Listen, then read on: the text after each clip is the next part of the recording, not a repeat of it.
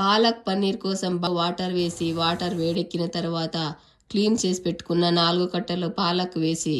ఉడుకు రాగానే పాలక్ తీసి చల్లారిన తర్వాత మిక్సీ జార్లో వేసి 5-6 పచ్చిమిరపకాయలు 1 తెల్లగడ్డపాయలు వేసి నున్నగా రుబ్బి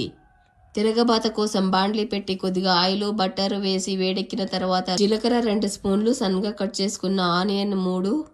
వేగిన తర్వాత 2 స్పూన్లు జింజర్ గార్లిక్ పేస్ట్ వేసి వేగిన తర్వాత సన్నపప్పు టమాటో వేగిన తర్వాత 250 గ్రామ్స్ పచ్చి బఠానీ వేసి 5 నిమిషాలు కలిపి కారము ధనియా పొడి గరం మసాలా కొద్దిగా పసుపు సరిపడ సాల్ట్ వేసి 2 నిమిషాలు వేయించుకున్న తర్వాత రుబ్బు పెట్టుకున్న పాలక్ వేసి 5 మినిట్స్ మగ్గిన తర్వాత సన్నగా కట్ చేసి పెట్టుకున్న 800 గ్రామ్స్ పన్నీర్ వేసి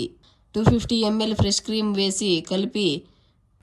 బాగా కలుపుకున్న తర్వాత 4 గుప్పళ్ళు కస్తూరి మెంతి నలిపి వేసి కొద్దిగా బటర్ వేసి బాగా కలిపి స్టవ్ ఆఫ్ చేసుకుంటే పాలక్ పన్నీర్ రెడీ.